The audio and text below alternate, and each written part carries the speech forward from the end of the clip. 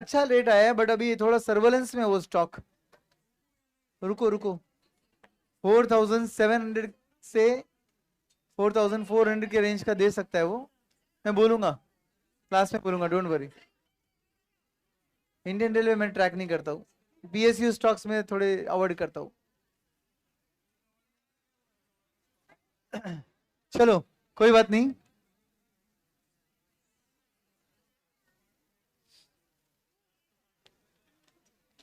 तो dividend policy, dividend decision, ये chapter हम स्टार्ट कर रहे हैं आज से, और ये आपके सिलेबस का सेकेंड लास्ट टॉपिक है, आप ऐसा बोल सकते हो, क्योंकि हाँ वो प्रोजेक्टर ऑन कर दो ना, लास्ट वाला प्रोजेक्टर। और इसीलिए मैं सेकेंड लास्ट बोल रहा हूँ, क्योंकि इसके बाद जो टॉपिक स्टार्ट होगा मैनेजमेंट ऑफ वर्किंग कैपिटल, उसी के साथ साथ हम लोग वो जो थ्योरी टॉपिक है ना आपका, टाइप्स ऑफ फाइनेंसिंग, वो साथ साथ में कवर करने वाले हम लोग।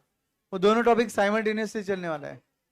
मतलब वर्किंग कैपिटल मैनेजमेंट का एवरीडे लेक्चर रहेगा 1.5 आवर, और लास्ट का हाफ एन आवर या स्टार्टिंग का हाफ एन आवर रहेगा थ्योरी पार्ट। तो थ्योरी पार्ट को रोज आधा घंटा, 20 मिनट, 25 मिनट, 35 मिनट पढ़कर अपन लोग पार्ट पार्ट में खत्म कर देंगे। ऐसा समझेगा भी नहीं आपको कि एक चैप्टर पूरा हो गया है, राइट? क्योंकि थ्योरी थोड़ा सा कंटिन्यूस पढ़ना बोरिंग होता है, इसलिए।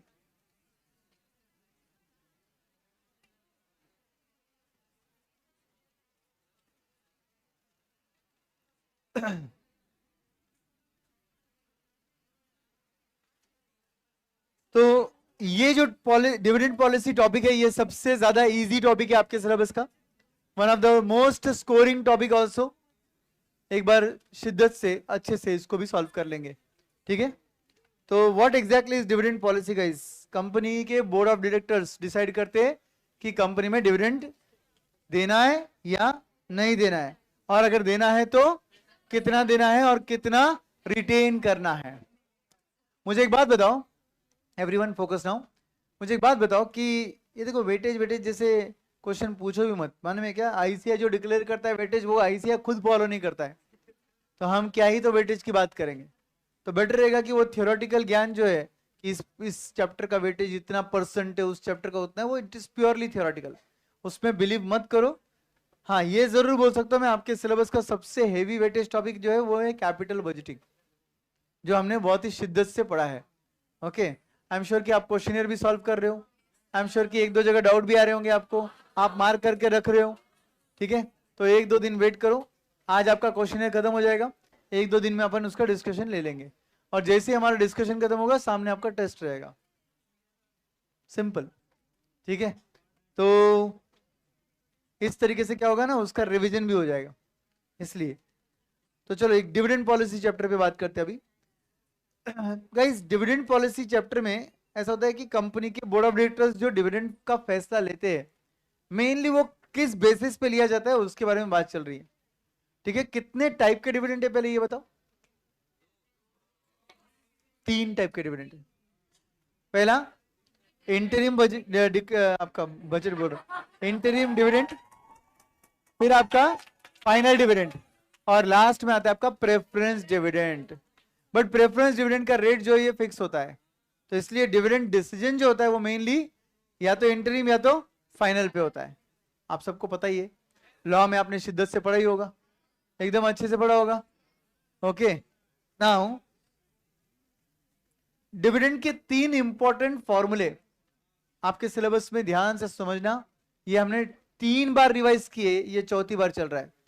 अगर मैं आपको डिविडेंड का रेट बोलूं, रेट, तो आपका फॉर्मूला बनेगा, ध्यान दे भाई, इधर किधर याद करना है सब फॉर्मूले, घर जाके टाइम नहीं इधर बस, ठीक है? बहुत अलग अलग जिंदगी में काम रहते हैं अपने को बाकी भी, तो इधर ध्यान दे। हाँ बोलो, जल्दी बोलो, डिविडेंड का रेट, फॉर्मूला बताओ, फॉर्मूला बताओ, फेस वैल्यू से क्या होने वाला है, फॉर्मूला क्या है, बोलिए?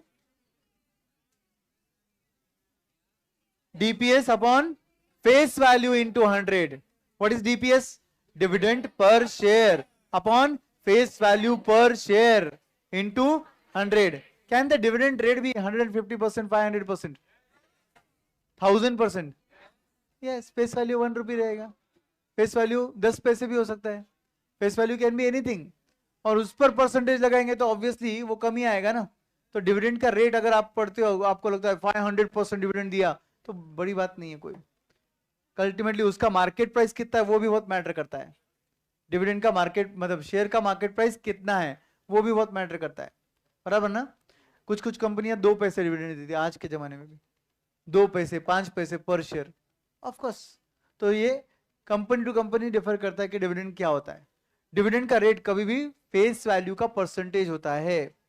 सेकंड इंपॉर्टेंट पॉइंट, डिविडेंड का यील्ड।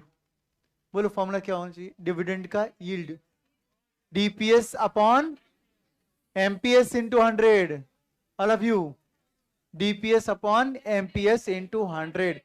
फॉर्मूला ये हो गया डिविडेंड यील्ड का। यील्ड जब जब बोलते हैं रिटर्न आता है, रिटर्न कभी भी आपके इन्वेस्टमेंट पर आता है, और शेयर में आप इन्वेस्टमेंट क्या करते हो? मार्केट वैल्यू करते हो, एमपीएस। इसलिए डीपीएस अपॉन एमपीएस इंटू 100। और अगर डिविडेंड का पे आउट रेशियो पूछा जाए, पे आउट, तो डिविडेंड किस में से पे होता है? अर्निंग में से पे होता है। तो फॉर्मूला क्या बनना चाहिए? DPS upon EPS into 100। तो 3 फॉर्मूले फटाफट लिखना स्टार्ट करो। 3 फॉर्मूले लिखना है आपको, फटाफट लिखना है, नोटबुक में लिखना है, और फॉर्मूला बुक में भी आप अपडेट करोगे। हाँ पता है मुझे, इस चैप्टर के लिए नो नोटबुक है, मैं आपकी प्रैक्टिस करवा रहा हूं, ठीक है। तो पहला आ गया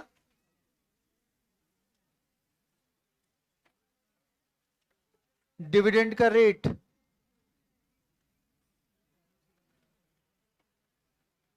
डिविडेंड का रेट बोलिए फॉर्मूला क्या होगा?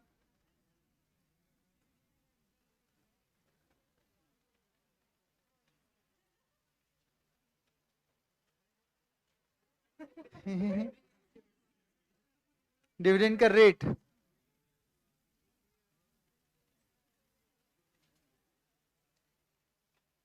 स्क्रीन ऐसे ब्लर क्यों हो गई? सिर्फ ये लिखा हुआ ब्लर हो गया।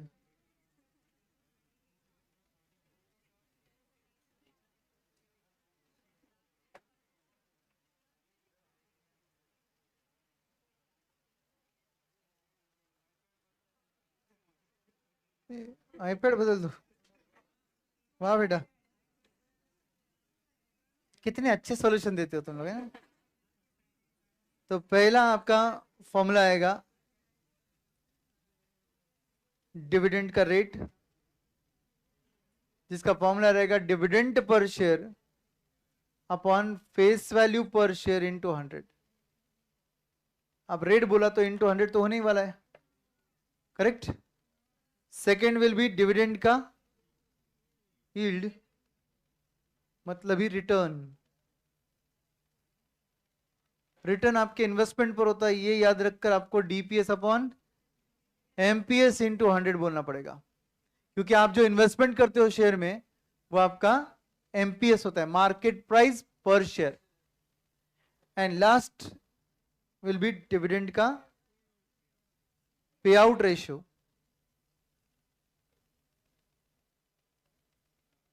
डिविडेंड का पे आउट रेशियो फॉर्मूला रहेगा DPS upon EPS into 100 everyone. तो ये 3 इंपॉर्टेंट फॉर्मूलेज है। कंफ्यूजिंग इसलिए बिकॉज इनका वर्डिंग बहुत सिमिलर है, बट ऑब्वियसली अलग अलग कंसेप्ट है तीनों। अब बात करते हैं कौन से फैक्टर्स ऐसे जिन पे आपका डिविडेंड डिपेंड करता है। कौन से फैक्टर्स है दोस्तों आपके डिविडेंड डिपेंड करता है? 2 टाइप के फैक्टर्स होते हैं, एक इंटरनल और एक एक्सटर्नल फैक्टर होता है। इंटरनल फैक्टर मतलब with in the company, and external factor मतलब आउटसाइड द कंपनी। तो जैसे एक्सटर्नल फैक्टर में पहला आता है जनरल स्टेट ऑफ इकोनॉमी। क्या ये कंपनी के अंदर की बात है? कंपनी के हाथ की बात है क्या? इकोनॉमी के हालात नहीं ना। तो कंपनी देखती है कि इकोनॉमी के हालात कैसे। अगर इकोनॉमी में अनसर्टेनिटी बहुत ज्यादा है, रिसेशन है, डिप्रेशन है, आपका वाला डिप्रेशन नहीं, ये इकोनॉमी का डिप्रेशन होता है, ठीक है। आपका तो बहुत सीवियर है, इकोनॉमी का तो खैर चला ठीक भी हो जाएगा, आपका बहुत डेंजर होता है। तो आपके डिप्रेशन की तो बात ही नहीं चल रही, इधर इकोनॉमी के डिप्रेशन की बात चल रही है। तो अगर इकोनॉमी में डिप्रेशन है, इकोनॉमी में रिसेशन है, अनसर्टेनिटीज है, तो क्या होगा? आप डिविडेंड पे आउट मैनेजमेंट बन के सोचो ना, कम करेंगे या तो नहीं करेंगे, उसको बोलते हैं स्टिकी डिविडेंड पॉलिसी। स्टिक की डिविडेंड पॉलिसी, मतलब आप कम से कम डिविडेंड देना चाहते हो। ओके, अगर इकोनॉमी में प्रॉस्पेरिटी है, प्रॉस्पेरिटी समझता, एक्सपांशनरी फेज है इकोनॉमिक्स की भाषा में, तो ऐसे फेज में आप as a company dividend pay out कम करेंगे, अभी भी कम करेंगे, क्योंकि अब तो कमाने का मौका है। अगर एक्सपांशनरी फेज है, प्रॉस्पेरिटी, आप तुम डिविडेंड बांट दोगे तो री इन्वेस्टमेंट ऑफ प्रॉफिट नहीं करोगे, तो ग्रोथ कैसे होगा कंपनी का? समझे कुछ? तो सर ऐसे हो गया तो चीट भी मेरी और पट भी मेरी, ऐसा हो गया। कंपनी डिविडेंड पे कब करेगी ज्यादा? नॉर्मल सर्कमस्टेंसेस में, जब कंपनी को लग रहा है कि फ्यूचर में इन्वेस्टमेंट्स करना बहुत अनसर्टन है, रिटर्न्स आएंगे नहीं आएंगे गारंटी नहीं है, और कंपनी ओवर कैपिटलाइज्ड है। क्या है ओवर कैपिटलाइज? ये वर्ड आपने कहां सीखा है? कैपिटल स्ट्रक्चर में। एक पेज का होमवर्क दिया था मैंने आपको कि वो 4 पैराग्राफ आपको पढ़ने थे एक पेज में, याद आया क्या? इंटरनल रिकंस्ट्रक्शन पर बेस्ड है, मैंने बोला था आपको, याद आ रहा है अभी? यस, टेस्ट में भी आया था, करेक्ट। तो वो है आपका ओवर कैपिटलाइजेशन। अगर इकोनॉमी में ऐसा सिचुएशन है कि आपके पास कैपिटल जरूरत से ज्यादा है, तो आप डिविडेंड ज्यादा देते हो। बाकी इकोनॉमी में अगर डाउनफॉल चल रहा है या प्रॉस्पेरिटी चल रहा है, आप डिविडेंड कम दोगे या नहीं दोगे, राइट? तो पहला पॉइंट समझ गया एक्सटर्नल का। एक्सटर्नल फैक्टर का पहला पॉइंट था जनरल स्टेट ऑफ इकोनॉमी। अपन ने दोनों स्टेट की बात की। कौन से 2 स्टेट थे? Depression and prosperity, correct. दोनों के वक्त आपका डिविडेंड पे आउट कम होता है, राइट। सेकंड बोलता है state of capital market. Capital market 2 type के हो सकते हैं, एक बुलिश और एक बेरिश। बुलिश मार्केट में क्या होता है? इजी एक्सेस मिलता है मार्केट को। जनरली देखो आईपीओज सबसे ज्यादा कब आते हैं? जब मार्केट बुलिश है या बेरिश है? बुलिश है। देखो मार्केट बुलिश रहता है तो एक पॉजिटिविटी रहती है, ऑप्टिमिज्म का फीलिंग रहता है, और सबको मालूम है कि मैं भी प्रॉफिट कमा सकता हूं, तो उसका आईपीओ में इन्वेस्ट करने का कॉन्फिडेंस भी बढ़ जाता है, और ऐसे वक्त आईपीओ ओवर सब्सक्राइब हो जाते हैं। इन सालों में देखा आपने, 1-2 सालों में कितने सारे आईपीओ आए, कोविड के बाद स्पेसिफिकली अब तक आईपीओ बहुत ज्यादा है। रीजन क्या है? मार्केट बुलिश रहने से सबको लगता है मैं मतलब भगवान, मार्केट का मैं क्या बन गया? भगवान बन गया, क्योंकि मुझे प्रॉफिट मिल रहा है, मेरा पोर्टफोलियो ग्रीन में है। और अगर ग्रीन में पोर्टफोलियो तो उसको लगता है कि मैं इन्वेस्टर है, उसको लगता है कि मैं भगवान है, जिस शेयर को मैं खरीदता है वो बढ़ता है। उसको ये नहीं पता कि सब मार्केट बढ़ रहा है भाई, है ना। कुछ शेयर ऐसे जो डाउनफॉल में है, बाकी सब तो बढ़ ही रहे। तो कोविड से लेकर अब तक अगर तुमने प्रॉफिट कमाया रहेगा तो एक्चुअल में ऑनेस्टली बोलो तो कोई बड़ी बात नहीं है उसमें, क्योंकि पूरी दुनिया ही कमा रही थी। मार्केट 30-50% बढ़ चुका है, तो कहां से तुम नहीं कमाओगे? ऑब्वियसली कमाओगे। अंडर परफॉर्म जब होता है ना मार्केट, तब तुम कमा के दिखाओ, तब टाइम आप बोलोगे रियल हीरो है आपका, इन्वेस्टर हो आप, आपके एनालिसिस काम कर रहे हैं। अभी तो क्या हो रहा है, सबके एनालिसिस काम कर रहे हैं, कोई बड़ी बात नहीं है ऐसे। ओके, तो ऐसे केस में ऐसा होता है जनरल स्टेट ऑफ इकोनॉमी में, कैपिटल मार्केट में, अगर कैपिटल मार्केट बुलिश होता है ना तो इजी एक्सेस टू मार्केट मिलता है। इमेजिन करो आपको इजी एक्सेस टू मार्केट है, मतलब एज अ कंपनी तुमको डर नहीं लग रहा है मार्केट में पैसा रेज करने में। तुमको मालूम है जिस दिन तुम आईपीओ अप्लाई मतलब ऑफर करोगे पब्लिक को, या एफपीओ फर्दर पब्लिक ऑफरिंग, तो मार्केट उसे फुल्ली सब्सक्राइब कर देगा, आराम से कर देगा। आपको कॉन्फिडेंस है क्योंकि मार्केट क्या है? ऑप्टिमिस्ट है। कौन सा मार्केट है? बुलिश मार्केट है। तो ऐसे केस में आप डिविडेंड बांटने में कतराते नहीं हो, क्योंकि आपको मालूम है कि आज डिविडेंड बांट दिया, कोई नया प्रोजेक्ट आ गया जो आपको लेना है प्रेस्टीज पॉइंट 2, तो आपके पास इजीली मार्केट से पैसा रेज करने का कॉन्फिडेंस है। इमेजिन करो ना आपकी कंपनी है, बोर्ड ऑफ डायरेक्टर हो तुमको प्रेस्टीज पॉइंट 2 प्रोजेक्ट स्टार्ट करना है, बट अभी को दिमाग में नहीं है, वो फ्यूचर की बात है, अभी तक लैंड ही मिल नहीं रही है तुमको, वो पीछे पड़े आप, बट लैंड मिल नहीं रही है आपको, उस सामने वाला बोलता है बेचना ही नहीं। अब ऐसे केस में तुम बोलोगे ठीक है एक काम करते, डिविडेंड बांट देते और थोड़ा पैसा रिटेन कर लेते, बहुत देने की जरूरत नहीं है, डिविडेंड दे सकते, बिंदास दे दो। अगर प्रेस्टीज पॉइंट 2 प्रोजेक्ट मिलता है, लैंड खरीदना है, इन्वेस्टमेंट करना है, तो मार्केट से पैसा उठा लेंगे। मतलब ये कॉन्फिडेंस इंसान को कब आता है? कंपनी को कब आता है? जब बुलिश मार्केट हो तब। बेरिश मार्केट में ऐसा बोलता है कि आदमी, बेरिश मार्केट में आपके पोर्टफोलियो ऑलरेडी रेड में है और आपको एक नया आईपीओ आ रहा है, आप बोलोगे अच्छा ठीक है अब यहां पर भी लगाने का क्या अपने को पैसा रे, समझे क्या? तो इंसान ऑब्वियसली पेसिमिस्ट रहेगा, इंसान बोलेगा नहीं भाई मेरा है जो पोर्टफोलियो उसी में मेरा लॉस है, तो मैं और कहाँ पैसा लगाऊं, समझे, और खुद की भी, राइट। तो सिंपल है, इजी एक्सेस टू मार्केट रहेगा, मतलब ही आप लिख सकते हो इधर बुलिश मार्केट। तब आप obviously liberal dividend policy accept कर सकते हो, आगे बढ़ सकते हो। लिबरल पॉलिसी मतलब स्टिकी का अपोजिट, मतलब क्या, नॉन स्टिकी बोले।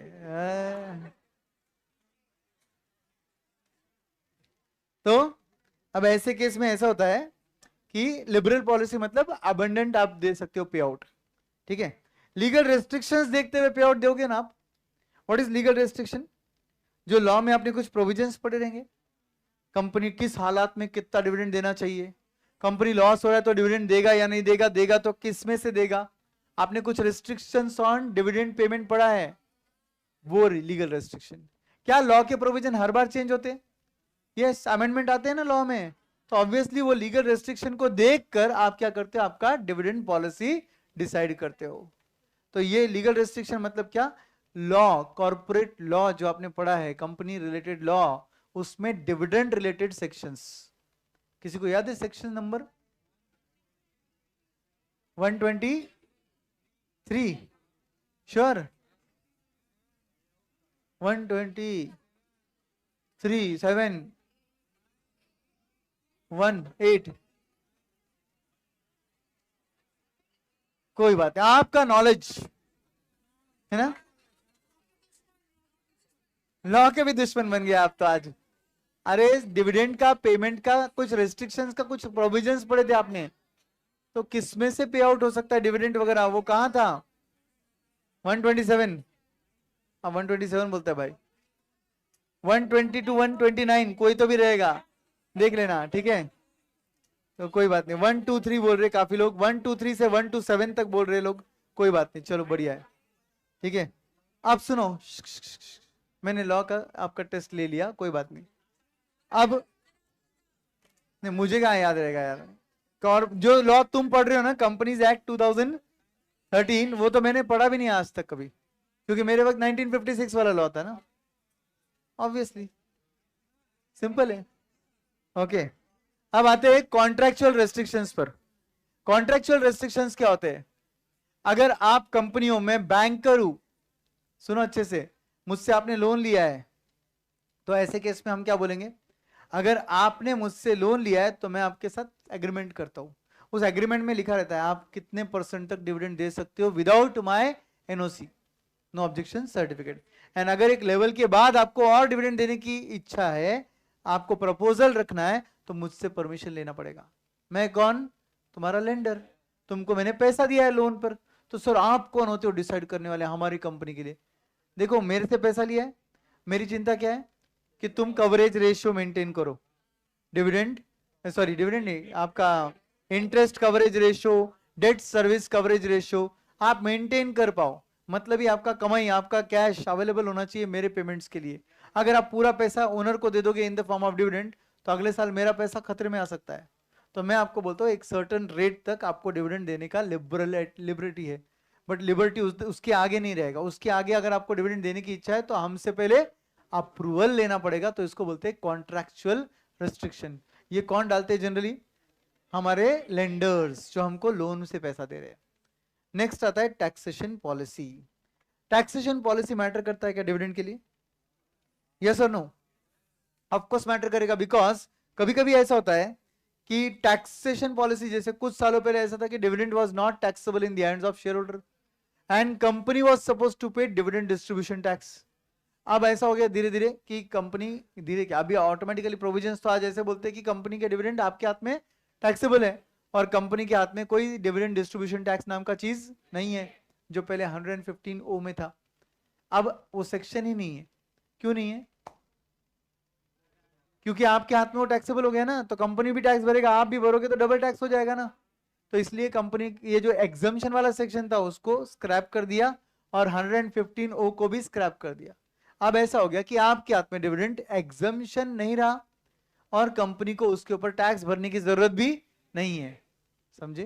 तो डिविडेंड आज की घड़ी में किसके हाथ में टैक्सेबल है, शेयर होल्डर के हाथ में। आज के बजट का नया प्रोविजन क्या आया, लॉन्ग टर्म कैपिटल गेन जो है वो 12.5% हो गया, जबकि पहले था 10%। अब एग्जाम में आप क्या लिखोगे? 10% ही लिखोगे ऑफ कोर्स। बट ये जो प्रोविजंस आपके चेंज हो रहे हैं, इसकी वजह से इन्वेस्टर का टैक्सेबिलिटी चेंज होता है कि नहीं? तो डिविडेंड पे आउट को टैक्सेबिलिटी को देख कर किया जाता है। शॉर्ट टर्म कैपिटल गेन का रेट भी 20% हो गया है।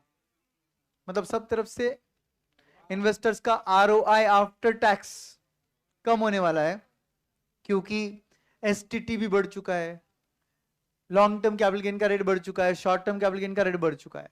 That was the reaction because of which market जो है वो सडनली कोलैप्स हो गया, बट वापस से रिकवर हो गया है। एक सर्टेन पॉइंट पे वो 500 पॉइंट तक निफ्टी नीचे गया था, अभी वो कुछ 100, 150, 200 पॉइंट के नीचे के आसपास खेल रहा है। तो मार्केट क्या करता है, ये सब चीजों का पॉजिटिव एंड नेगेटिव इफेक्ट देखता है और उसके हिसाब से मार्केट सेलिंग या बाइंग करता है। आज के मार्केट को हम क्या बोलेंगे? सेलर्स मार्केट है ये, क्योंकि लोग बेचे जा रहे हैं। बट उसी अपॉर्चुनिटी को गेन किया कुछ लोगों ने। जब मार्केट 500 पॉइंट टूटा तो कुछ लोगों ने बाय किया रहेगा, तभी तो मार्केट उठा रहेगा। कुछ समझे कि नहीं? तो इसी को तो बोलते हैं ना, गिरते हुए मार्केट में भी प्रॉफिट कमाना। Are you zapping? तो टैक्सेशन मैटर करता है। कॉर्पोरेट टैक्स क्या है, इंडिविजुअल के हाथ में टैक्स क्या है, आपके इन्वेस्टर्स कौन से टैक्स ब्रैकेट में आते हैं, सब चीजें मैटर करती है। अब आप बोलोगे सर इन्वेस्टर तो इन्वेस्टर होते हैं, वो कौन से ब्रैकेट में आते हैं हम कैसे बता पाएंगे? जनरली जो महंगे शेयर्स होते हैं 20,000, 25,000, 1 लाख के शेयर्स पर शेयर, वो कौन खरीदता है? हाई नेटवर्थ इंडिविजुअल्स, HNIs, बराबर ना? आप मतलब, अरे मैं रहता बड़े आदमियों के साथ हूं, मैं गरीब है। विनोद रेड्डी, अमित तातेड़, ये बड़े लोग हैं, विशाल भट्टड़, हाँ, भंवर सर, ये सब बड़े, मगर अल्टीमेटली मैं उनके साथ रहता है सिर्फ, है ना? तो टैक्सेबिलिटी, उनकी टैक्सेबिलिटी देखकर ही उनको आप इमेजिन करो। ऐसे जो 4 नाम लिए मैंने आपको, इनको अगर तुम डिविडेंड्स पे डिविडेंड्स बांटे जा रहे हो, तो ये लोग बहुत खुश रहेंगे क्या? बिल्कुल भी नहीं।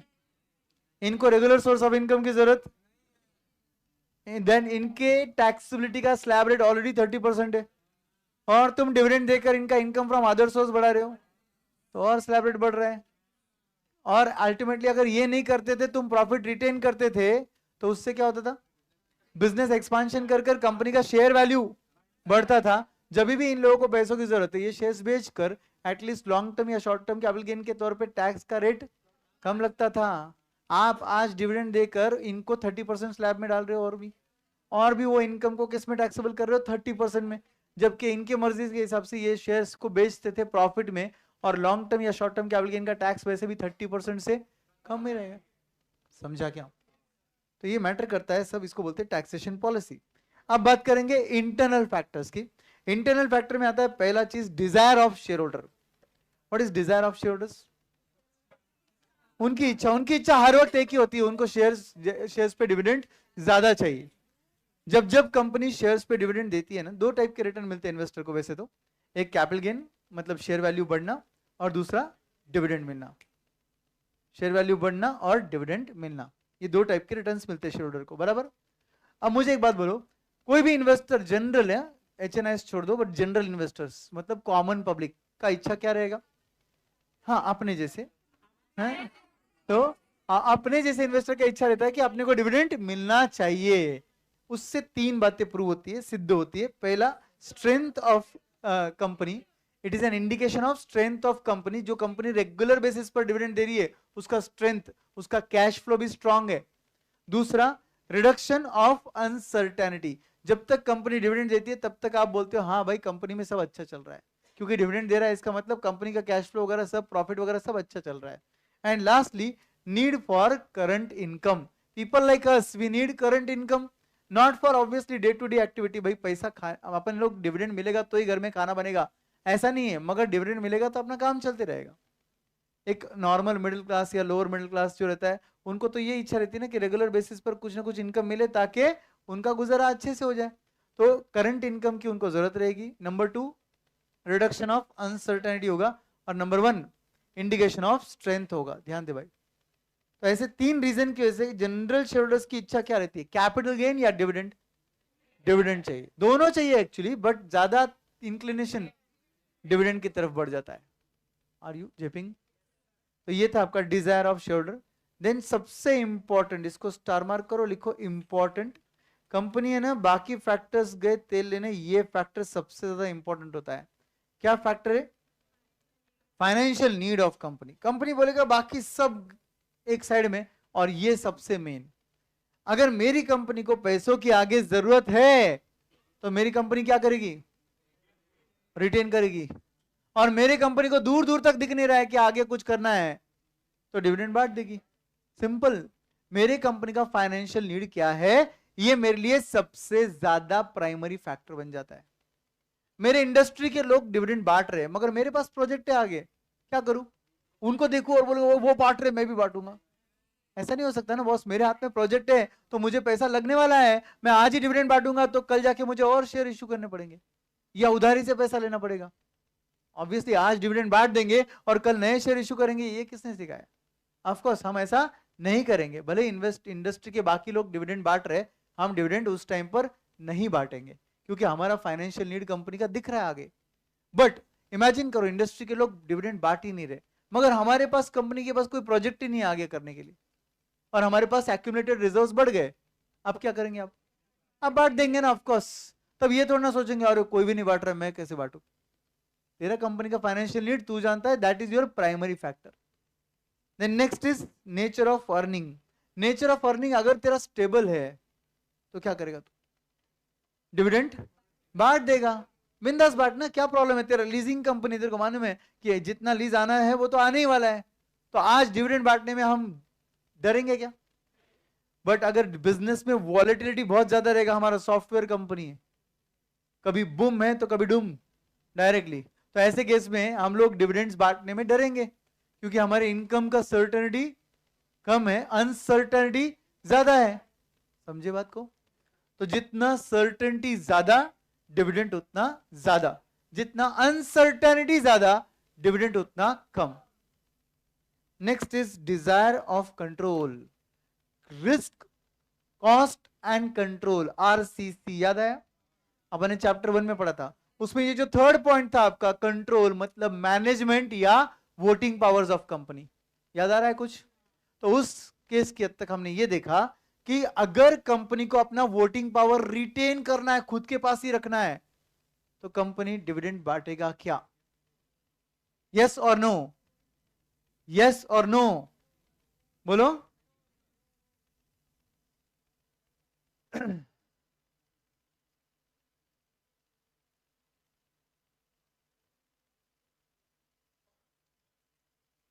बोलो जल्दी बोलो, फटाफट। नहीं बटेगा। क्या क्वेश्चन पूछा मैंने? अगर कोई कंपनी को वोटिंग पावर डाइल्यूट नहीं करना है, बराबर, तो उसको आज डिविडेंड देना चाहिए क्या? नहीं देना चाहिए। रीजन क्या है? आज डिविडेंड दे देंगे तो कंपनी का कैश आउटफ्लो होगा, फ्यूचर नीड के लिए कंपनी को फ्रेश इश्यू ऑफ शेयर करना पड़ेगा। अपने को अपना कंट्रोल डाइल्यूट नहीं करना है तो वो बारी मत आने दो। सर ऐसा चलेगा क्या सर, कंपनी डिविडेंड नहीं बांटेगा तो? 100% चलेगा।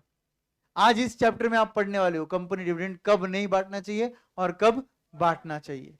रियल लाइफ में भी ऐसे बहुत से कंपनीज है जो डिविडेंड नहीं बांटती है, फिर भी वर्ल्ड रिनोन्ड कंपनी है, इन्वेस्टर्स आज भी शेयर्स खरीदते हैं और मरते शेयर्स बाय करने के लिए उसके। एप्पल बहुत कम डिविडेंड बांटता है, माइक्रोसॉफ्ट, विप्रो, तो ये कंपनीज ऐसे है जो प्रॉफिट मेकिंग है भैया, और डिविडेंड कम से कम बांटते हैं, नहीं भी बांटते शेयर स्प्लिट करेंगे, बोनस देंगे, मगर डिविडेंड नहीं बांटेंगे। समझे क्या? शेयर स्प्लिट क्या होता है सर, रिवर्स स्प्लिट क्या होता है, बोनस क्या होता है, राइट इश्यू ऑफ शेयर क्या होता है, सब इस चैप्टर में सीखने वाले। आप बायबैक ऑफ शेयर क्या होता है, सब टर्म्स जो है वो इस चैप्टर में आएंगे। आप लोगों को ये सब चीजें आपने या तो लॉ या तो अकाउंट्स में सीखे रहेंगे, बट इनका फाइनेंशियल इंप्लीकेशन आप इधर देखोगे। Okay, so Dzire of control समझ गया? डिजायर ऑफ कंट्रोल अगर ज्यादा रहेगा तो डिविडेंड्स कम बांटेंगे, डिजायर ऑफ कंट्रोल अगर कम है तो डिविडेंड ज्यादा बांटेंगे। Lastly liquidity position, I will align this thing with financial need. बराबर है कि नहीं? कंपनी के पास लिक्विडिटी अगर कम है तो डिविडेंड्स भी कम बांटेंगे ना। ऑलरेडी कंपनी के पास पैसा कम है और डिविडेंड बांटकर अब और आउटफ्लो कर दोगे तो कंपनी का लिक्विडिटी का बैंड बच जाएगा। और अगर कंपनी के पास अबंडेंट लिक्विडिटी है, जिसको मैं थोड़े टाइम पहले ओवर कैपिटलाइजेशन बोल रहा था, तो ऐसे केस में डिविडेंड्स ज्यादा बांटे जाएंगे। समझे? तो लिक्विडिटी पोजीशन जितना स्ट्रांग, ओवरऑल लिक्विडिटी जितना ज्यादा, उतना डिविडेंड का पेमेंट भी ज्यादा, एंड वाइस वर्सा। समझ गए? तो ये जो भी हमने पढ़ा ये पूरा का पूरा प्रैक्टिकल पॉइंट ऑफ व्यू से समझाया मैंने, बट ये थ्योरी में आएगा आपको। डिविडेंड डिसीजन की हद तक internal factors and external factors. Type of dividend जो मैंने आपको 3 टाइप बोले, वो तीनों टाइप इधर लिखे हुए, interim, final and preference dividend. और 3 फॉर्मूले जो अपन ने अभी लिखा है वो सब इधर है। समझ गए? चलिए अब आते हैं मेन पार्ट, प्रैक्टिकल पार्ट पर। प्रैक्टिकल पार्ट में हम पढ़ने वाले फर्स्ट मॉडल जिसका नाम है Walter's approach. Walter's approach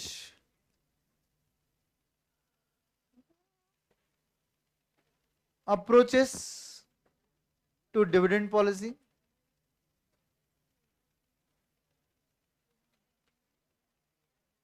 Very first approach, very important approach, Walters approach.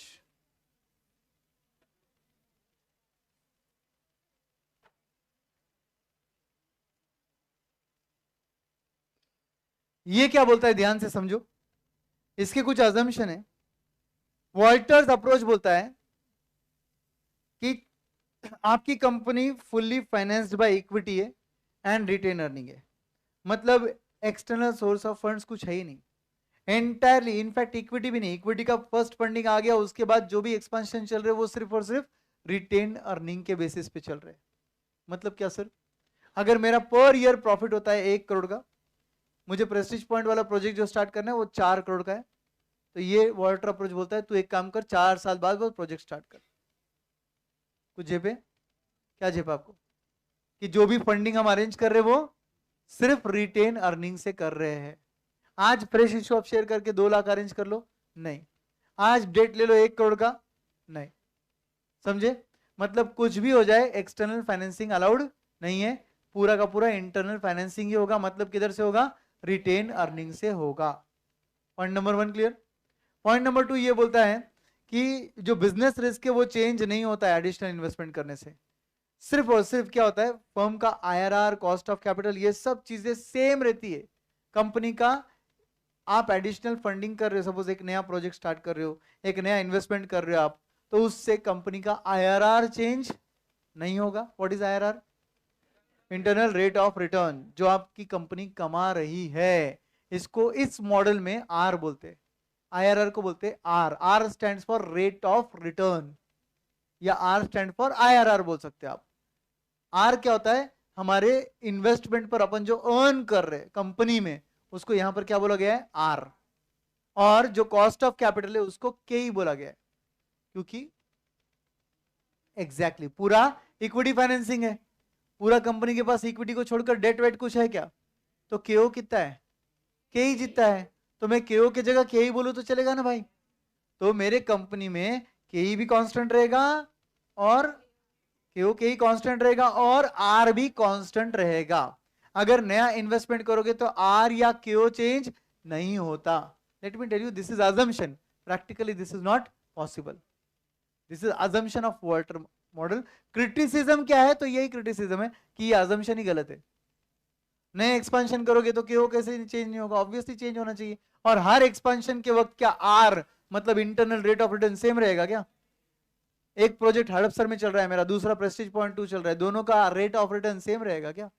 Impossible है। समझे? तो हर प्रोजेक्ट का, हर इन्वेस्टमेंट का आर मतलब internal rate of return, practical life में क्या होता है? चेंज होता है, अलग अलग होता है। बट ये मॉडल क्या अज्यूम करता? सेम रहेगा। ठीक है। एंड थर्ड ये बोलता है कि फर्म का कभी लाइफ एंड होता ही नहीं है, it has a very long life. कितना लॉन्ग? एक्चुअली ये प्रैक्टिकली स्पीकिंग ये मॉडल अज्यूम करता है इनफाइनाइट लाइफ है। और ये कंपनी लॉ भी बोलता है ना आपको, क्या बोलता है? गोइंग कंसर्न अजम्पशन, एंड बोलता है company has a perpetual existence. याद आया? तो उस लॉजिक से ये भी उसी का सहारा लेके बोल रहा है कंपनी का लाइफ बहुत बड़ा है, लगभग इनफाइनाइट है। ओके, नाउ इस बेसिस पर इन्होंने क्या किया, एक मॉडल बनाया जिससे आपका थ्योरेटिकल वैल्यू ऑफ शेयर आता है। थ्योरेटिकल वैल्यू ऑफ शेयर को अपन P0 बुलाएंगे। थ्योरेटिकल वैल्यू ऑफ शेयर को अपन क्या बुलाएंगे? P0। ठीक है, अगर आपको कहीं लिखना है तो आप लिख सकते हो फॉर्मूला प्रैक्टिस के लिए, ठीक है। वॉल्टर अप्रोच, थियोरेटिकल प्राइस को ये लोग P0 बुलाते हैं। इसका फॉर्मूला क्या है पहले समझ लो फिर लिखना। इसका फॉर्मूला है D डिवाइडेड बाय K। क्या आपने ऐसा फॉर्मूला कहीं देखा है? P0 is equal to D divide by K। Yes, देखा है आपने। K is equal to D1 upon P0, उधर देखा है, राइट, याद आया। बट सर उधर तो D1 था, तो वो तो ग्रोथ अगर लिखा ही नहीं है यहां पर, तो इसका मतलब क्या हुआ? D0 and D1 both are same. अगर ग्रोथ यहां पर नहीं है, इसका मतलब क्या हुआ? D0 एंड D1 दोनों सेम है, करेक्ट, समझा कि नहीं? तो इसलिए के का ही फॉर्मूला मॉडिफाई कर कर क्या बनाया यहां पर? P0 is equal to. कोई डाउट यहां तक? अच्छा मुझे एक बात बोलो, इसमें डोंट यू थिंक एक प्रॉब्लम है? क्या प्रॉब्लम है? ग्रोथ इग्नोर किया गया, सिर्फ डिविडेंड के बेसिस पर प्राइस निकाली गई है। जो रिटेन अर्निंग हो रहा है उसको तो कंसिडर किया ही नहीं जा रहा है। रिटेन अर्निंग मतलब क्या sir? Earning minus dividend is retained earning. उसका भी तो कुछ ना कुछ इफेक्ट ये प्राइस में आना चाहिए कि नहीं आना चाहिए? तो ये मॉडल बोलता है प्लस और कुछ करो। क्या करना है ध्यान से सुनो फिर लिखना। अर्निंग माइनस डिविडेंड, बोलो ब्रैकेट में क्या लिखा है? Retained earnings. रिटेन अर्निंग को इंटू आर करो। आर क्या था? IRR था, याद है ना? तो क्या हुआ? रिटेन अर्निंग पर आप जो कमा रहे हो हर साल की कमाई वो आ गई। और ऐसा कंपनी कितने साल कमाएगा? इनफाइनाइट ईयर्स के लिए कमाएगा। तो उसका प्रेजेंट वैल्यू निकालना रहेगा, तो इसको डिवाइडेड बाय के ही करना पड़ेगा आपको। तो ये सर क्या कर रहे हैं सर? ये बेटा हम यूज कर रहे हैं PV is equal to A by R का फॉर्मूला। याद आया क्या? PV is equal to A by R. Sir ये क्या है सर? ये इनफाइनाइट एन्युटी का प्रेजेंट वैल्यू का फॉर्मूला है, याद होगा तो आपको, करेक्ट। तो यहां पर जो न्यूमरेटर है वो भी तो ए बन गया ना, एन्युटी। क्या ए बन गया सर? ई माइनस डी मतलब earning minus dividend into R मतलब IRR। तो अपन ने रिटेन अर्निंग पे जो कमाया वो आपका एन्युटी बन गया, और उसको डिवाइडेड बाय के कर कर ए बाय आर बन गया। अब आप सोच रहे होंगे सर उसको वापस डिवाइडेड बाय के का इफेक्ट क्यों आ रहा है? ध्यान से सुनो, अभी इसका लॉजिक अलग है, ध्यान से सुनो। What is E minus D? Retained earning. What is into R? उस पर जो कमाया गया वो। अगर मैं बोल रहा हूं हर साल का अर्निंग सेम है, डिविडेंड सेम है, दिस मॉडल अज्यूम्स हर साल का अर्निंग भी सेम है और डिविडेंड भी सेम है, तो फिर इनटू आर, वो तो IRR तो सेम है, ये तो पहले ही बोला था अपन ने। तो इसका मतलब ये बन गया एन्युटी आपके लिए। एन्युटी को डिवाइडेड बाय के ही कर कर ए बाय आर बन गया। तो ये किस चीज का प्रेजेंट वैल्यू है माने में? रिटेन अर्निंग पर जो कमाई हुई उसका प्रेजेंट वैल्यू, ठीक है। आप ध्यान से सुनो, जो कमाई हुई उसका तुमने प्रेजेंट वैल्यू निकाला, बट वो कमाई री इन्वेस्ट भी तो होगी। वो कमाई थोड़ा ना तुम रखोगे खुद के पास, वो भी तो री इन्वेस्ट कर कर एक दूसरा सीरीज ऑफ एन्युटी क्रिएट हो रहा है। तो उसका भी प्रेजेंट वैल्यू निकालने के लिए अपन उसको डिवाइडेड बाय के ही कर रहे हैं। All of you pay attention, it's very simple formula का लॉजिक।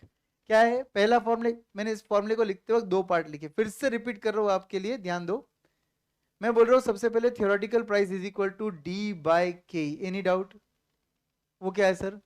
के is equal to D1 upon P0 का फॉर्मूला था, मैंने मॉडिफाई कर कर P0 इज इक्वल टू बनाया। Are you having any problem with this? Okay, so can I write the same thing as K इधर? Okay, बराबर ना? और इसको थोड़ा बड़ा कर कर हम लोग इसके साथ ऐड कर रहे हैं। कुछ क्या ऐड कर रहे हैं? इसमें सिर्फ डिविडेंड का इंपैक्ट आया, रिटेन अर्निंग का इंपैक्ट नहीं आया अभी तक। रिटेन अर्निंग का इंपैक्ट नहीं आया अभी तक। अब हम बोल रहे प्लस ई माइनस डी करो। क्या हुआ? अर्निंग माइनस डिविडेंड मतलब रिटेन अर्निंग इनटू आर करो। अब क्या हुआ? उस रिटेन अर्निंग पर जो तुमने कमाई की वो आई। क्या हर साल अर्निंग होगी? यस। हर साल डिविडेंड होगा? यस। हर साल रिटेन अर्निंग होगा? यस। उस पर आप अर्न करोगे जो आर, वो भी तो इनटू मल्टीप्लाई कर कर हर साल की कमाई दे रहा है आपको। So can I call this as annuity? उसको ए बाय आर के लॉजिक से डिवाइडेड बाय के ही कर रहे। Any doubt? अब ये फिर डिवाइडेड बाय के ही क्यों हो रहा है? क्योंकि आप जो कमा रहे हो उसे हम री इन्वेस्ट कर कर एक और सीरीज ऑफ एन्युटी क्रिएट कर रहे हैं, और वो भी इनफाइनाइट चलने वाली है। फॉर एग्जाम्पल आपने इस बार कमाया 2,50,000, डिविडेंड बांटा 1 लाख, कितना रिटर्न करने किया 1,50,000। 1,50,000 पर रेट ऑफ रिटर्न अर्न किया तुमने 15%, कितना होता है निकालो, 22,500 का कमाई हो गया आपका। ऐसा हर साल होगा। 22,500 कैसे आया, फिर से रिपीट कर रहा हूं मैं, कमाया कितना 2,50,000 है ना, 1,50,000 कमाई, लिख देता हूं आपके लिए, 2.5 बोला ना मैंने, 2.5 की कमाई हुई, 1 का डिविडेंड हुआ, उस पर हम अर्न किए 15%, 22,500 का कमाई हो गया। ठीक है, ये एन्युटी बन गया। इसको डिवाइडेड बाय के ई कर रहे, के ई अपना सपोज 20% है, तो डिवाइड बाय 20% किया अपने, बराबर क्या हुआ, कितना 1,12,500। ये हो गया ए बाय आर का लॉजिक, बराबर।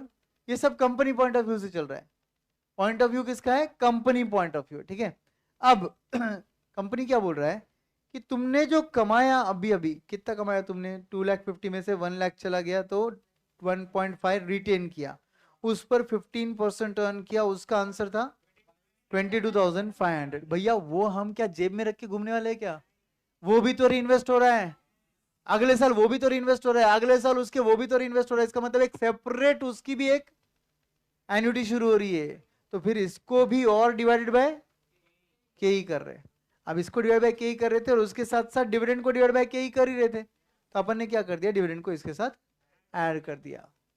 समझा क्या, तो 2 बार आपको डिवाइड बाय के ही अगर दिख रहा होगा तो उसका लॉजिक क्या, 2 बार अगर आपको डिवाइड बाय के ही दिख रहा है इस फॉर्मूले में, तो उसका लॉजिक क्या है बोलो, जो रिटेन अर्निंग रिटेन अर्निंग की कमाई री इन्वेस्ट हो रही है, वो सेपरेट एन्युटी क्रिएट कर रही है, उसका प्रेजेंट वैल्यू लाने के लिए अपन डिवाइड बाय के ही कर रहे हैं। फिर से एक बार समझे, आपका फॉर्मूला क्या बना बोलो, can we write this as very simple way में, ये इतना होल डिवाइड बाय ऐसा लिखने से अच्छा आर बाय के ही बोल देंगे इसको, इनटू साइन है ना वैसे भी, तो उसको होल डिवाइड बाय के लिखने से अच्छा आर बाय के लिखा तो भी चलेगा ना। बोलो फॉर्मूला क्या बनेगा, D plus R by K into E minus D whole divided by K. फॉर्मूले को स्प्लिट कितने पार्ट में किया मैंने, 2 पार्ट में किया, एक डी बाय के और एक वो रिटेन अर्निंग जो री इन्वेस्ट हुआ उसका लॉजिक। तो इस फॉर्मूले में कैन वी से ए बाय आर 2 बार आ गया, इधर 1 बार आया और इधर भी 1 बार आया, और इनफैक्ट ये पार्ट का जो नेक्स्ट सीरीज रेडी हो रहा है उसके ऊपर भी 1 बार आया, तो 3 बार आया। डी बाय के ए बाय आर, इधर ई माइनस डी इंटू आर, ये ऑलरेडी ए बन गया, इसको डिवाइड बाय के करके ए बाय आर आया। जो भी आंसर आ रहा है इसका उसको भी डिवाइड बाय के ही कर रहे हो, मतलब इधर भी आप 1 बार ए बाय आर यूज कर रहे हो। तो इस फॉर्मूले में ए बाय आर कितनी बार यूज हो रहा है, 3 बार यूज हो रहा है। समझे, बट सिर्फ इतना था कि इसका ए बाय आर और इस चीज का ए बाय आर कॉमनली आर रख दिया अपन ने। समझे, कॉमन डिनोमिनेटर समझता आपको, कॉमन डिनोमिनेटर क्या है, can we write the same formula as D by K plus R into E minus D divided by K and this divided by K. अब ये क्या हो गया, इसका डिनोमिनेटर भी के ही है और इस चीज का डिनोमिनेटर भी के ही है, दोनों के बीच में प्लस साइन है, तो can we write the same thing as this. Everybody understood क्या, यस। तो ये आपका वॉल्टर का अप्रोच है, ये वॉल्टर का फॉर्मूला है। वॉल्टर के फॉर्मूले से जो प्राइस निकल रहा है, डू यू थिंक मार्केट में सच में वो प्राइस चलेगा, डू यू थिंक मार्केट में वो प्राइस चलेगा, नहीं चलेगा, वो सिर्फ क्लासरूम में कैलकुलेट किया हुआ प्राइस है, इसलिए उसका नाम क्या है, theoretical price of share. Practically वो डिमांड सप्लाई से डिसाइड होता है प्राइस, कभी भी प्रैक्टिकल लाइफ में शेयर का प्राइस ऐसा नहीं डिसाइड होता है, शेयर का प्राइस डिसाइड होता है उसके डिमांड और उसके सप्लाई से। समझे, तो लिख दो फॉर्मूला। अब ये मत पूछना कौन सा लिखे फॉर्मूला, तीनों भी एक ही है।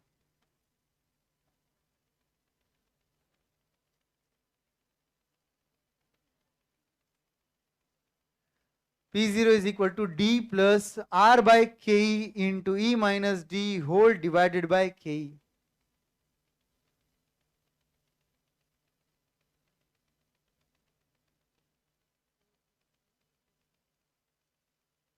अब वॉल्टर मॉडल क्या बोलता है, ध्यान से सुनो। If R is greater than K, if R is equal to K, and lastly if R is less than K। क्या लगता है आपको, R क्या था? IRR था, इंटरनल रेट ऑफ रिटर्न था। मतलब क्या सर, मतलब कंपनी जो इन्वेस्ट कर कर कमा रहा है वो R है। तो कंपनी कमा रहा है 25% एग्जाम्पल, और के कितना है 10% एग्जाम्पल। तो क्या लगता है आपको, डिविडेंड ज्यादा देना चाहिए कंपनी ने या कम देना चाहिए? क्वेश्चन रिपीट करूं? है ना? कंपनी का R 25% है, कंपनी का के 10% है। पहले तो के का मीनिंग समझो। कॉस्ट ऑफ कैपिटल ये लॉन्ग फॉर्म हो गया उसका। इक्विटी कैपिटलाइजेशन रेट बोलते हैं, ये तो और भी बेटर लॉन्ग फॉर्म है उसका। ओके, बट उसका मीनिंग क्या होता है कि इन्वेस्टर का वो अपॉर्चुनिटी कॉस्ट ऑफ कैपिटल है। इन्वेस्टर जो बाहर से अर्न कर सकते हैं वो आपकी कंपनी से उतना तो कम से कम एक्सपेक्ट करते हैं।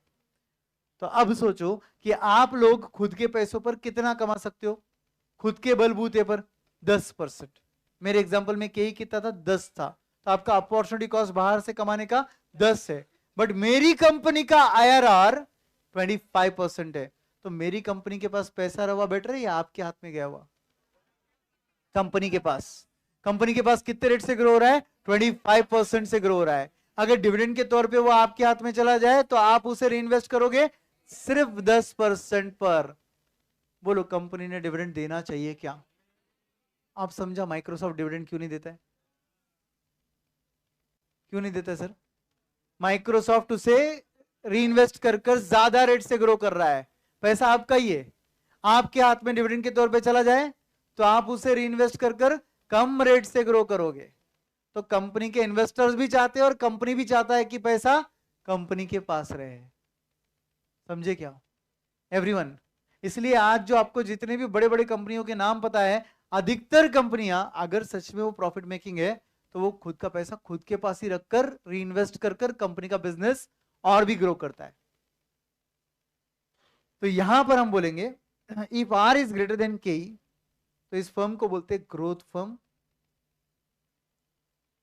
और ग्रोथ फर्म ने डिविडेंड क्या करना चाहिए?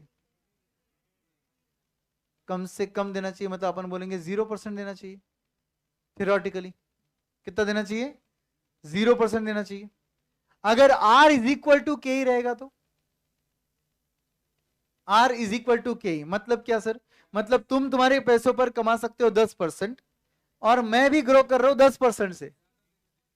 तो भैया इसका मतलब कंपनी के पास पैसा रहेगा तो 10% से ग्रो होगा। डिविडेंड के तौर पे तुम्हारे हाथ में आ जाएगा तो तुम भी 10% से ही ग्रो करोगे। तो क्या फर्क गिरेगा? कुछ फर्क नहीं गिरेगा। इसका मतलब कंपनी के पास पैसा रहे तो भी प्रॉब्लम नहीं है, आपके पास पैसा आ जाए तो भी प्रॉब्लम नहीं है। इसका मतलब अब डिविडेंड पॉलिसी क्या होनी चाहिए? कुछ भी रही तो भी कोई फर्क नहीं गिरेगा। इस फर्म को क्या बोलते हैं मालूम है? Stable firm. इस मॉडल के मुताबिक इस फर्म को बोलते हैं स्टेबल फर्म। और स्टेबल फर्म का डिविडेंड कैसा होना चाहिए? 0 से 100%, कुछ भी रहेगा तो फर्क नहीं गिरेगा। 0 से 100% कुछ भी रहेगा तो कोई फर्क नहीं पड़ेगा। लास्ट केस अगर R लेस देन के, ये मतलब मेरी कंपनी अर्न कर रही है 10%, मगर आप खुद अर्न कर सकते हो 15%। तो बोलो रिटेन कर लूंगा मैं, आपका पैसा ग्रो करूंगा 10% से, आपको दे दूंगा in the form of dividend, तो आप उसे रीइन्वेस्ट करोगे 15% से। तो आपका पैसा आपके हाथ में रहा हुआ बेटर है या कंपनी के हाथ? तुम्हारे हाथ में। इसका मतलब डिविडेंड ज्यादा से ज्यादा देना चाहिए। अकॉर्डिंग टू दिस मॉडल 100% देना चाहिए। कितना डिविडेंड देना चाहिए? 100%। सो यहां पर हम बोलेंगे इस फर्म को क्या बोलते हैं? Declining firm. डिक्लाइनिंग वाली फर्म जो होती है उसका डिविडेंड होना चाहिए थियोरेटिकली 100%। थियोरेटिकली क्यों बोल रहा हूं मैं? क्योंकि प्रैक्टिकली पॉसिबल ही नहीं है ना, कंपनी 100% जो कमा रहा है पूरा बांट रहा है एज डिविडेंड। कंपनी कुछ ना कुछ तो खुद के पास रिटर्न करेगा ना, समझे कि नहीं? तो 3 अलग अलग सिचुएशंस है। आर ग्रेटर देन के मतलब क्या, कंपनी आपसे ज्यादा रेट अर्न कर रहा है तो पैसा मेरे पास रहने दो। आर लेस देन के मतलब क्या, आप ज्यादा अर्न कर रहे हो कंपनी के मुकाबले तो पैसा आपके हाथ में आना चाहिए। तो फर्स्ट केस में डिविडेंड कम से कम होगा, सेकंड केस में ज्यादा से ज्यादा होगा। अच्छा, आर इज इक्वल टू के रहेगा तो क्या होगा, जितना आप कमा रहे हो उतना ही कंपनी कमा रहा है, तो कंपनी के हाथ में रहे या आपके हाथ में जाए कोई फर्क नहीं पड़ता। इसलिए dividend can be anything between 0 to 100। तो first firm is growth, second firm is declining and third firm is stable. अभी अभी जो बोला मैंने उसके हिसाब से समझ गए? Any doubt? पक्का समझा अच्छे से? तो ये था आपका वॉल्टर अप्रोच। वॉल्टर अप्रोच का फॉर्मूला है, बोलो एक बार विदाउट देखे, D plus R by K into E minus D whole divided by K. Once more, D plus R by K into E minus D whole divided by K. Correct? तो A by R K logic से याद है आपको। और यहां पर तीन approaches थे। If R is greater than के, कौन सा फर्म? Growth firm. डिविडेंड कितना होना चाहिए? 0। R लेस देन के, वाह, डिक्लाइनिंग फर्म। डिक्लाइनिंग फर्म होता है और उस केस में डिविडेंड 100% होगा। And last R is equal to K, stable firm. Dividend 0 से 100 कुछ भी दो, कुछ फर्क नहीं पड़ता है। समझा? अगर आप ये तीन बातें बोली हुई सुनोगे तो उधर का थ्योरेटिकल प्राइस बढ़ेगा। फॉर एग्जाम्पल, अगर आप ग्रोथ फर्म हो और आप 0% डिविडेंड दे रहे हो तो ऑटोमेटिकली आपका शेयर प्राइस जो इधर आएगा इस फॉर्मूले से वो ज्यादा से ज्यादा आएगा। अगर आप एक ग्रोथ फर्म हो, मतलब फर्स्ट केस वाली, बट आप सुन नहीं रहे हो, आप डिविडेंड ज्यादा दे रहे हो 50%, 70%, 80%, तो ऐसे केस में आपका थ्योरेटिकल प्राइस ऑफ शेयर क्या होगा? बोलो, क्या कम होगा? कब कम होगा? आसपास की सुनी हुई बातें मत बोलो, ध्यान दो इधर। बोलो क्या बोल रहे थे हम लोग? कम होगा। क्यों कम होगा? क्योंकि आप एक ग्रोथ फर्म हो मगर फिर भी आप डिविडेंड दे रहे हो, इसका मतलब आपकी जितनी ग्रोथ हो सकती थी उससे कम ग्रोथ होगी। ये सब मैं आपको प्रूव कराऊंगा जब हम क्वेश्चन आंसर सॉल्व करेंगे वॉल्टर अप्रोच पे। ओके, समझ गया अच्छे से? अब ध्यान से सुनो एक सेंटेंस। अगर तुम एक सर्टेन फर्म हो जो इन तीन कैटेगरी में से एक जगह आ गया, तुमको समझ गया तुम कौन से कैटेगरी में हो, ठीक है? तो वो जो राइट साइड में लिखा है ना, वो आपका बन गया ऑप्टिमम डिविडेंड पॉलिसी। क्या बन गया वो? Optimum dividend policy. क्यों सर? क्योंकि उस पे आपका थ्योरेटिकल प्राइस ऑफ शेयर सबसे हाईएस्ट आता है। आई रिपीट, अगर आपको पता चल गया कि आप ग्रोथ फर्म हो तो वहां आगे क्या लिखा है? Dividend should be 0%। वो क्या बन गया आपके लिए? Optimum dividend policy. उससे क्या होगा सर? उससे यहां का थ्योरेटिकल प्राइस पर शेयर सबसे हाई आएगा, इसलिए उसको क्या नाम दिया जा रहा है? Optimum dividend policy. अगर आप एक डिक्लाइनिंग फर्म हो, राइट साइड में क्या लिखा है? 100% डिविडेंड। अगर आपने 100% डिविडेंड दे दिया तो आपके लिए बन गया वो ऑप्टिमम डिविडेंड पॉलिसी। क्यों? क्योंकि 100% डिविडेंड देने के बाद आपका शेयर का प्राइस जो ऊपर के फॉर्मूले से आएगा वो सबसे ज्यादा आएगा। समझ गए? अगर आप एक स्टेबल फर्म हो तो ऑनेस्टली बोलता हूं कुछ भी डिविडेंड दो वो बेस्ट है आपके लिए। क्यों सर? क्योंकि राइट साइड लिखा हुआ है 0 से 100 कुछ भी दो, इसका मतलब उस पर प्राइस क्या आएगा सर? कुछ भी डिविडेंड दो आपका प्राइस चेंज नहीं होता। कुछ भी डिविडेंड दो आपका थ्योरेटिकल प्राइस चेंज नहीं होता। बट कब नहीं होगा? when R is equal to KE means your firm is a stable firm। तो जो जो हमने बोला वो हम सॉल्व करके वेरीफाई भी करने वाले हैं। समझ गए? तो एक क्वेश्चन सॉल्व करते हैं इस पे वॉल्टर अप्रोच पे और वेरीफाई करते हैं जो हमने बोला वो मैच हो रहा है क्या।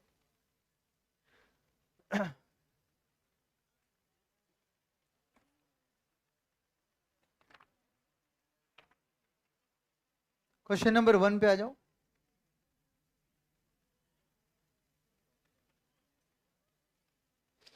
क्वेश्चन नंबर 1 पे आ जाओ सब लोग। The earning per share of company कितना है? 8 rupees. Rate of capitalization applicable to the company is 10%। What is rate of capitalization? क्यों के कुछ भी बोल लो उसको फर्क नहीं गिरेगा बिकॉज इक्विटी फाइनेंसिंग है पूरा। The company has before it an option of adopting a pay out ratio of 25%, 50% और 75%। कितने पे आउट के ऑप्शन है आपके पास? 3। कितना ईपीएस है? EPS 8 rupees. 8 रुपीज का 25% कितना होता है? 2 रुपीज है। 8 रुपीज का 50% कितना होता है? 4 रुपीज। एंड 8 रुपीज का 75% कितना होता है? 6 रुपीज। ये क्या बन गया आपके? डिविडेंड आ गई। क्या आ गई है? डिविडेंड। क्यों सर डिविडेंड कैसे आया सर? ये पे आउट रेशियो है बेटा। पे आउट रेशियो का फॉर्मूला बोलो। I'll write here just for your understanding. I will rub afterwards if you want. Payout ratio is equal to, आप बोल रहे हो DPS upon EPS into 100 बराबर। तो कैन वी से इसका मतलब आपका DPS is equal to, ये EPS अपोजिट साइड भेज दो, क्या होगा? EPS into पे आउट रेशियो। तो अपन वही तो कर रहे हैं। 8 रुपए क्या था? EPS। What is 25%? पे आउट रेशियो। क्या मिलेगा? Dividend per share. समझे कि नहीं? वैसे सेम 8 रुपीज इंटू 50%, क्या आंसर आएगा? 4 रुपीज। क्या आया वो? Dividend per share. कैसे आया? ईपीएस इंटू पे आउट रेशियो। समझे क्या एवरीवन? तो इस तरीके से आपके डिविडेंड्स आएंगे। Using Walter formula of dividend payment, compute the market value of the company's share if the productivity of retained earning is 15%, 10%, 5%। What is productivity of retained earning? IRR है वो आपका। कैसे समझे आपको आईआरआर है? उन्होंने बोला है प्रोडक्टिविटी ऑफ रिटेन अर्निंग, मतलब अपने हिंदी भाषा में हम रिटेन अर्निंग पर कितना कमा रहे हैं, तो उसी को तो अपन आईआरआर बोल रहे हैं ना। समझे कि नहीं? तो या तो आईआरआर आपका 15 है, या तो 10 है, या तो 5 है। Explain fully what inference can be drawn from above exercise. What is the meaning of inference? Conclusion. ठीक है, तो चलो स्टार्ट करते हैं। आपके पास फर्स्ट कॉलम है पे आउट रेशियो। कितने ऑप्शन है आपके पास? क्वेश्चन पढ़ो क्वेश्चन। उधर 3 लाइन है इसलिए 3 नहीं आएगा। ओके, उधर क्वेश्चन में देखने का डिविडेंड पे आउट कितना है? 25, 50, 75। कितने ऑप्शन हो गए? 3। तो यहां पर पे आउट में लिखेंगे 25%, 50%, 75%। I just now told you dividend per share कैसे आएगा। कैसे आएगा? ईपीएस इंटू पे आउट रेशियो। चाहिए तो उधर लिख दो ऊपर हेडिंग में ईपीएस इंटू पे आउट। आप डायरेक्ट आंसर लिखेंगे नीचे ईपीएस इंटू पे आउट। क्या लिखा हुआ है उधर? ईपीएस इंटू पे आउट। बोलो।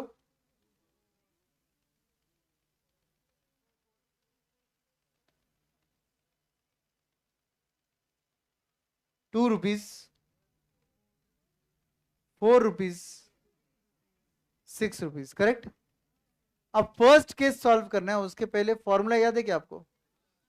बोलिए formula. P0 is equal to D plus R by K into E minus D whole divide by K। Formula लिख दो ऊपर जहां मैंने लिखा है। P0 is equal to D plus R by K whole divide by K। लिखा। अब आप बोलेंगे can you apply the formula here and find the values. So tell me first case में क्या होगा? D कितना लू? 2 रुपीज प्लस R कितना लू? 0.15 अपॉन K कितना लू? K 10 है क्या?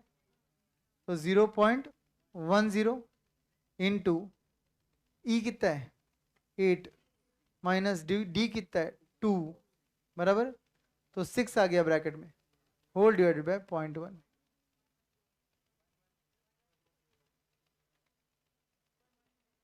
कितना आंसर आया?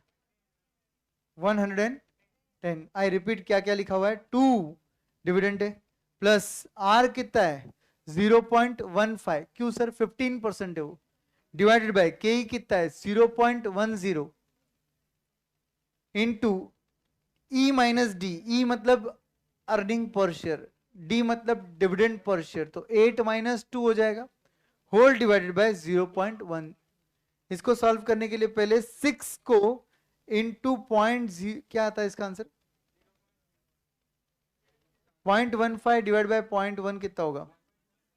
1.5 इंटू 6 प्लस 2 डिवाइडेड बाय 0.1, 110। सबका आंसर आया? 110 सबका आंसर आता है क्या? फर्स्ट केस का आंसर 110 आ गया। ठीक है, सेकंड केस का आंसर निकालते हैं। सेकंड केस के लिए हम बोलेंगे 4 plus 0.15 upon 0.10 into 8 minus 4 divided by 0.1।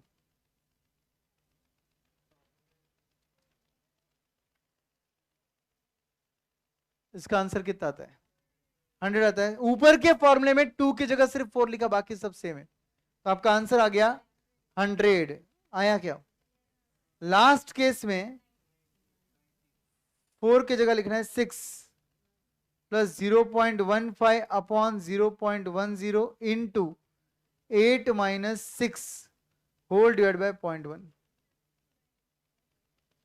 अब आपका आंसर 90 आ रहा है, 90 आ रहा है। अब आप बोलेंगे फर्स्ट सिनेरियो में आप जो मैंने कॉलम अभी सॉल्व किया आपके साथ, उस टाइम पर आप कौन सी फॉर्म थे? ग्रोथ, स्टेबल या डिक्लाइनिंग? सर उसके लिए क्या करना पड़ता सर? उसके लिए आर को के के साथ कंपेयर करना पड़ता है। बोलो, आर कितना है? 15 है। के कितना है? 10 है। तो आर है ग्रेटर देन या लेस देन या इक्वल टू के? ग्रेटर देन है, तो कौन सी फॉर्म हो गया? हम ग्रोथ फॉर्म हो गए। ग्रोथ फॉर्म में वॉल्टर ने क्या सजेस्ट किया था आपको? कम से कम डिविडेंड दो। कम से कम कितना होता? 0 होता। इधर 0 डिविडेंड का ऑप्शन था क्या? नहीं था। तो इनमें सबसे कम कहां पर है? 2 या 6? 2, तो सबसे ज्यादा वैल्यू उधर ही आई। जैसे जैसे डिविडेंड आप बढ़ाते गए तो वैल्यू कम होती गई, और बढ़ा दिया वैल्यू डिविडेंड का तो और शेयर का वैल्यू कम हो गया। कुछ समझा क्या एवरीवन? तो ऐसे सिनेरियो में हम क्लियरली ये क्या बोलेंगे कि ये ग्रोथ फर्म है, क्योंकि आर ग्रेटर देन के ही है और फर्म ने डिविडेंड कम से कम देना चाहिए। बट अगर फर्म ज्यादा डिविडेंड दे रही है तो वैल्यू, प्राइस पर शेयर कम हो रहा है। करेक्ट? तो ये कहां लिखेंगे अपन? इन्फ्रेंस में लिखेंगे, अभी नहीं। ठीक है, सेकेंड कॉलम सॉल्व कर सकते हैं आप? क्या बोल रहे हैं सेकेंड कॉलम में? 2 प्लस 0.1 बाय 0.1 इंटू 8 माइनस 2 बराबर क्या?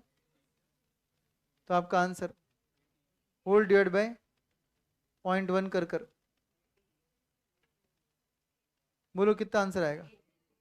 8080 आंसर आ रहा है। All of you very good. Then second case में इधर भी 80 आएगा।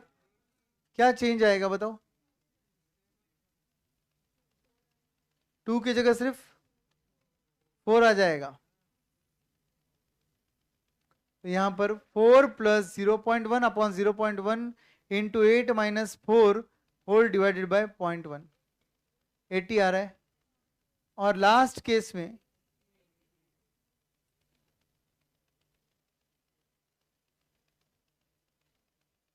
4 की जगह हमें सिर्फ 6 लेना है, बराबर क्या? तो आपका आंसर आएगा 6 plus 0.1 by 0.1 into 8 minus 6 whole divide by 0.1, और इधर का आंसर भी 80 आता है। तो what do you observe? R is equal to K ही आ रहा है, मतलब फर्म क्या बन रहा है? स्टेबल फर्म बन रहा है। स्टेबल फर्म का सजेशन क्या था? 0 से 100 कुछ भी दो, कुछ फर्क नहीं पड़ता है।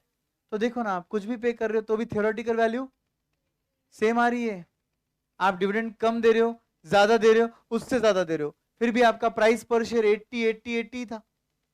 मतलब आपका शेयर प्राइस अफेक्ट नहीं होता, इसलिए तो वो आपको बोल रहे थे 0 से 100 कुछ भी दो। समझा कि नहीं एवरीवन? लास्ट केस पे आते अभी। 2 plus 0.05 divided by 0.10 into 8 minus 2 divided by 0.1, कितना आंसर आएगा? 5050 का आंसर है सबका। ओके, सेकेंड सिनेरियो में 2 की जगह सिर्फ 4 करना है हमें, तो उधर का आंसर चेंज हो जाएगा। फिर हम बोलेंगे 4 plus 0.05 divide by 0.1 into 8 minus 4 whole divided by 0.1, and now the answer is 6060. and last case में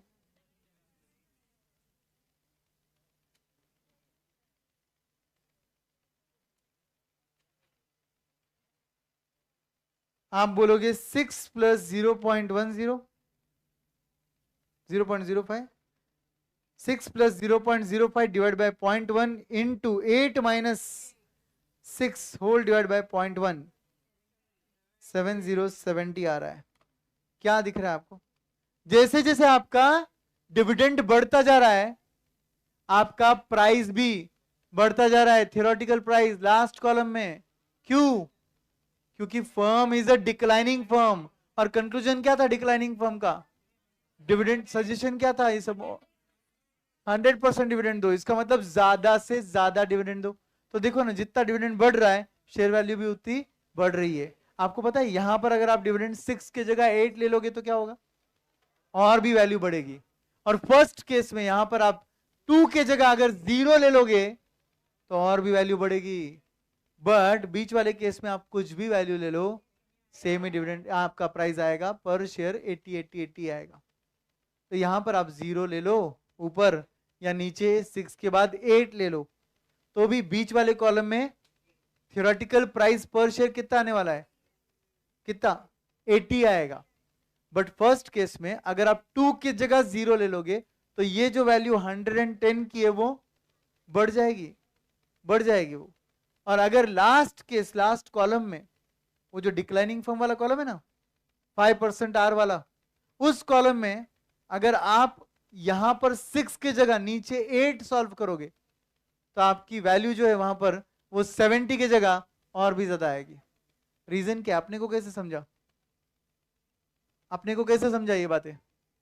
वॉल्टर मॉडल बोलता है if R is greater than K your dividend should be 0%, and if R is less than K your dividend should be 100%। उस conclusion से तो can we write in the inference the same thing जो Walter model बोलता है? इसका inference तो वही आ रहा है ना। क्या सर, क्या आ रहा है? If R is greater than K the dividend पे out should be 0 to get maximum value. बस 0 की जगह अपन क्या लिखेंगे? मिनिमम। क्यों मिनिमम लिख रहे हैं? अपन 0 तक नहीं गए ना, किधर तक गए अपन? 2 तक गए, बराबर। एंड लास्ट कॉलम के लिए क्या लिखोगे? If R is less than K the dividend पे आउट शुड बी मैक्सिमम, क्योंकि आप ज्यादा से ज्यादा कहां तक गए? 6 तक गए। तो जैसे आप 6 तक जा रहे हो तो वैल्यू बढ़ रही है लास्ट कॉलम में। बट बीच वाले कॉलम के लिए आप कंक्लूजन में क्या लिखोगे? The dividend policy can be anything between 0 to 100%। समझा? It does not affect the share price. तो यहां पर लिखोगे आप inference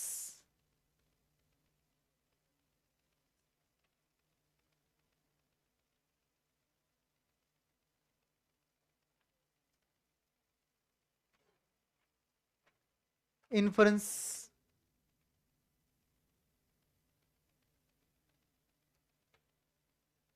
first, if r is greater than k, if r is greater than k,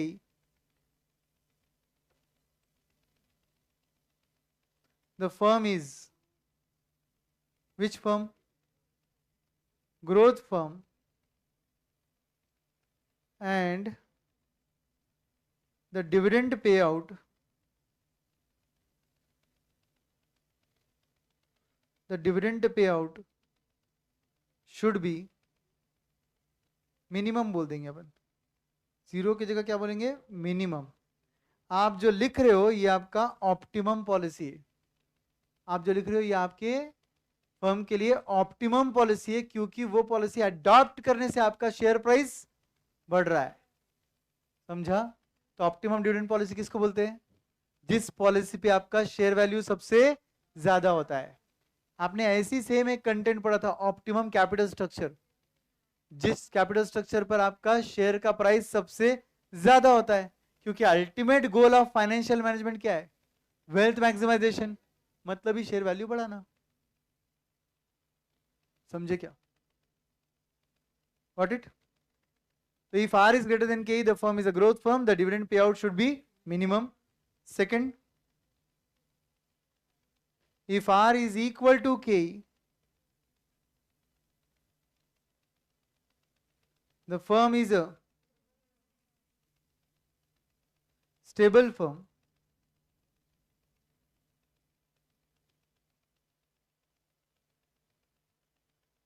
And the dividend payout can be between 0 to 100%. Between 0% to 100%. Doubt है तुमको? Between 0% to 100%. मतलब क्या? कुछ भी पॉलिसी अडॉप्ट कर लो डिविडेंड का, आपका शेयर वैल्यू अफेक्ट नहीं होता है। इसलिए तो तीनों जगह आंसर आपका 80 80 80 आ गया। समझे कि नहीं? तो ये फर्स्ट था ग्रोथ, सेकंड था आपका stable, last if R is less than के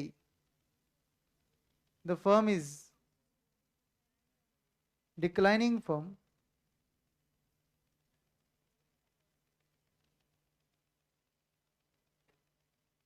एंड द डिविडेंड पे आउट, जो आप डिविडेंड पे आउट बार बार बोल रहे हो वो कौन सा पे आउट है? ऑप्टिमम। जो डिविडेंड पे आउट आप बोल रहे हो दैट शुड बी, मतलब आप वो एडवाइस कर रहे हो तो वो क्या बन गया? ऑप्टिमम पे आउट। द डिविडेंड पे आउट